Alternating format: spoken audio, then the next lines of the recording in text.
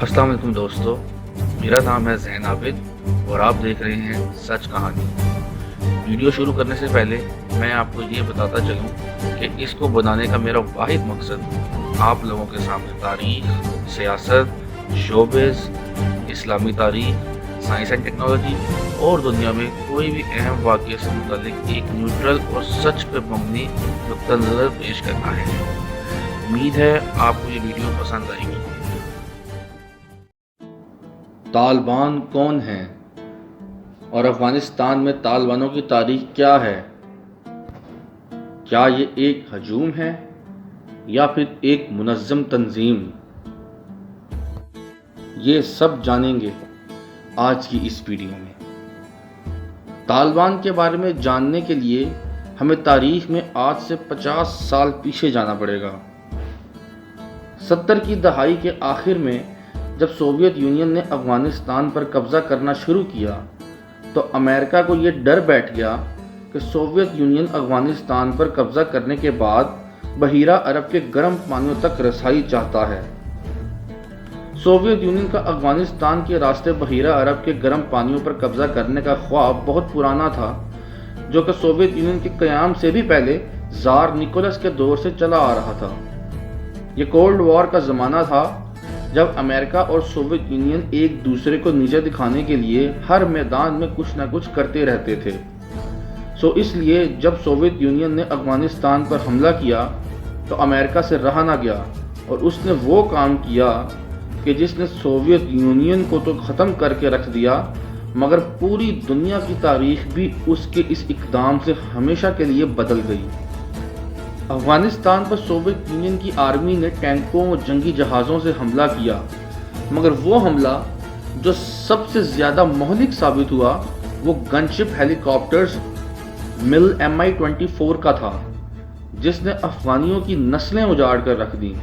افغانستان کے پاس نہ تو اس وقت کوئی منظم آرمی تھی، ایئر فورس کا تو سوال ہی پیدا نہیں ہوتا۔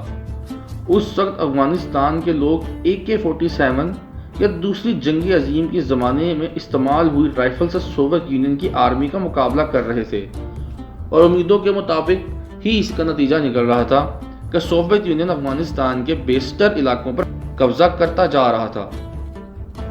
یہ تمام حالات پاکستان کے حق میں بھی صحیح نہیں تھے کہ اس کے ہمسائے ملک میں کسی دوسرے ملک نے حملہ کر دیا ہے، اور وہ بھی کمیونسٹ ملک جو کسی مذہب کو نہیں مانتا۔ ساتھ ساتھ پاکستان میں لاکھوں کی تعداد میں مہاجرین افغانستان میں جنگ کی وجہ سے ہجرت کر کے یہاں آ گئے تھے، جو کہ پاکستان کی ریاست پر ایک الگ بوجھ تھا۔ اسی اثنا میں امریکہ نے پاکستان، سعودی عربیہ، مصر اور آپ کو یہ بھی سن کر حیرت ہوگی اسرائیل کے ساتھ مل کر ایک کوورٹ آپریشن کیا۔ حیرت کا لفظ میں نے اس لیے استعمال کیا کیونکہ اس آپریشن میں اسرائیل کے ساتھ پاکستان سمیت دوسرے اسلامی ممالک نے مل کر کام کیا ہے۔ امریکہ نے اپنے اتحادیوں کے ساتھ مل کر پوری دنیا میں اس جنگ کے لیے لابنگ کی، اور مسلمان پوری دنیا سے افغانستان پہنچے اور سوویت یونین کے خلاف جہاد سمجھ کر اس جنگ میں لڑے۔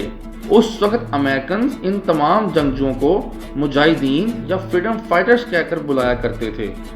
ان مجاہدین کو امریکہ کی CIA نے ٹرینڈ کیا اور ہر قسم کا ہتھیار چلانا بھی سکھایا۔ ان مجاہدین میں اسامہ بن لادن جیسے لوگ بھی شامل تھے۔ وہ ہیلی کاپٹرز جو مجاہدین کے لیے درد سر بنے ہوئے تھے، امریکہ نے مجاہدین کو سٹرنگر میزائل دے کر ان ہیلی کاپٹرز کی اینٹ سے اینٹ بجوا دی۔ یہ اس وقت کی لیٹسٹ ٹیکنالوجی تھی کہ جس کو ٹارگٹ مارک کر کے فائر کیا جاتا تھا، اور میزائل ٹارگٹ کا تعاقب خود کرتا تھا۔ زمینی محاذ پر تو مجاہدین سوویت یونین کا مقابلہ پہلے ہی ڈٹ کر کر رہے تھے، مگر سٹنگر میزائل نے سوویت روس کی کمر میں آخری کیل گاڑا، اور 9 سال تک یہ جنگ کرنے کے بعد سوویت یونین یہاں سے بھاگ نکلا۔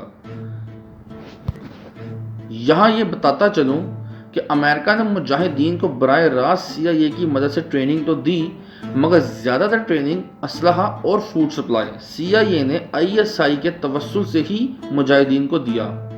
سوویت یونین سے لڑنے کے لیے، جیسے کہ آپ کو بتایا کہ پوری دنیا سے مسلمانوں نے اس جنگ میں جہاد فی سبیل اللہ سمجھ کر اس میں حصہ لیا، اور اس طرح ہر رنگ و نسل کے لوگ اس میں اکٹھے ہوئے۔ تو ISI اور CIA نے مجاہدین کے گروپس بنائے تھے جس میں ناردرن الائنس کے لوگ تھے جن کی سربراہی احمد شاہ مسعود کر رہے تھے، ان کے ساتھ مولانا ربانی بھی تھے، اور پشتون والی سائٹ پر گلبدین حکمت یار اور مولانا غوث تھے۔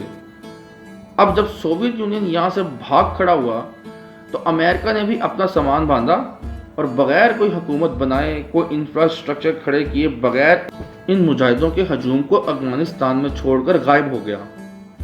اور پھر شروع ہوا وہ دور کہ جس نے سوویت جنگ سے بھی زیادہ خوفناک واقعات کو جنم دیا، کیونکہ دونوں بڑی طاقتوں کے یہاں سے جانے کے بعد مجاہدین نے اپنے اپنے گروپس بنا لیے، کیونکہ افغانستان تو اب ان کے لیے بہت ہی پرکشش جگہ تھی، جہاں نہ پولیس تھی، نہ کوئی فوج تھی، اور نہ ہی کوئی انتظامی نظام۔ یہاں پر تو یہ لوگ بما اسلحہ کے اب خود اپنے اپنے علاقوں کے بادشاہ بن گئے تھے، اور مزید جگہ اسلحہ یا اپنی ضروریات کے لیے یا تو آپس میں لڑتے تھے یا پھر مقامی لوگوں کو لوٹتے تھے۔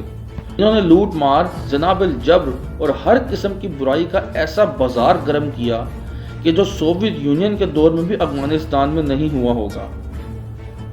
ان واقعات میں پھر ایک واقعہ ایسا ہوا کہ جس نے طالبان کی بنیاد رکھی، اور پھر وہ ایسے افغانستان پر چھا گئے کہ تمام لٹیرے گروپوں کو پیچھے ہٹنا پڑا اور افغانستان سے بھاگنا پڑا یا پھر طالبان میں شامل ہونا پڑا۔